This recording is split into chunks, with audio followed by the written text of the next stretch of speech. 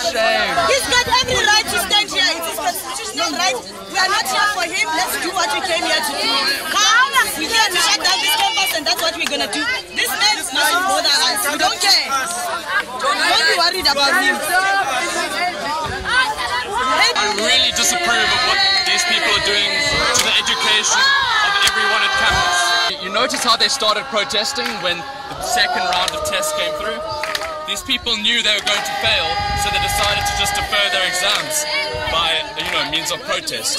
I think all of these students here who are protesting are very... Choose your words very carefully. They don't have what it takes to pass their exams, so that's why they're here. Coming from a privileged position, you must go to Australia. I love pissing off stupid people. It really gets me going. So, What you do thank you very much.